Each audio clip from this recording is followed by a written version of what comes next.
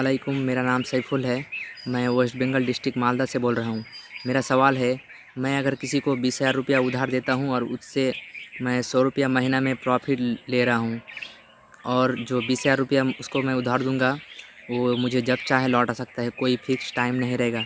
तो ये लेना जो मैं 100 रुपया महीना में लूँगा, ये सूद में आएगा क्या? ये हमारे एक भाई साहब का सवाल है। इनका कहना है कि मैं किसी को 20,000 रुपये दे रहा हूँ और वो जब चाहे मुझे लौटा सकता है, और जब तक 20,000 रुपये मेरे उसके पास रहेंगे वो 100 रुपये मंथली मुझको देता रहेगा। तो क्या ये सूद होगा कि नहीं?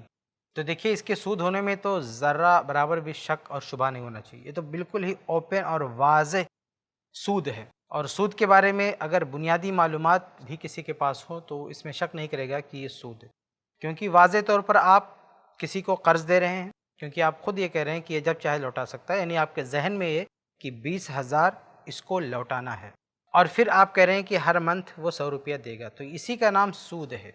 सूद की जो डेफिनेशन है वो समझना बहुत ज़रूरी है कि सूद कहते किसको हैं। तो देखिए, सूद की जो तारीफ़ है वो ये कि कुल्लु कर्ज़िन जर्र मनफ़अतन फ़हुव रिबा, कि हर वो कर्ज़ जो आपको नफ़ा दिलाए वो सूद है।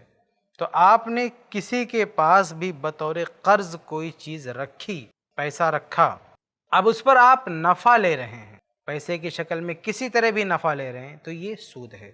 तो यहाँ वाज़े तौर पर आप कह रहे हैं कि 20,000 रुपया दिया है आपने और वो 100 रुपये आपको मंथली दे रहा है, तो ये सूद है, इसमें ज़रा बराबर भी शक नहीं।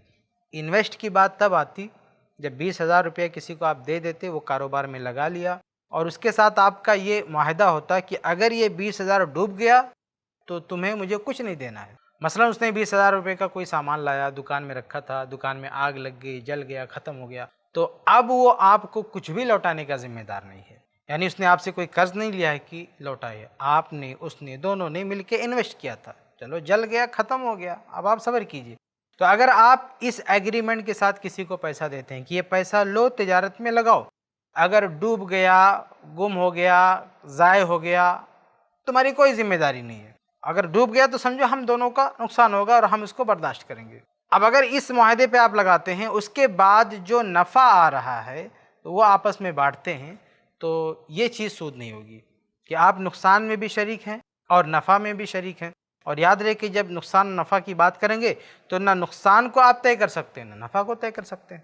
नुकसान कुछ भी हो सकता है, पूरा पैसा भी ज़ाय हो सकता है और हो सकता है कि आपको कुछ ना मिले, और नफ़ा होगा तो उसकी भी कोई हद नहीं, कोई ज़रूर नहीं कि 100 रुपया नफ़ा हो, 50 रुपया भी हो सकता है, 10 रुपया भी हो सकता है, 200 भी हो सकता है। तो आप तिजारत के लिए किसी को पैसे ही दीजिए और नफ़ा और नुकसान में शरीक हो जाइए, और नफ़ा नुकसान की हदबंदी मत कीजिए, उसको मुस्तकबिल पर छोड़ दीजिए कैसे क्या होता है, तो ये चीज़ सही होगी। लेकिन ये कि आपने 20,000 रुपया दिया है, उसको वापस भी लेना है और मंथली 100 रुपये लेना है, तो ये वाज़ेह तौर पर सूद है, इसकी कोई गुंजाइश नहीं है। उम्मीद है कि आपको जवाब मिल गया हो। ऐसे ही और वीडियोस बनाने में हमारी मदद करें।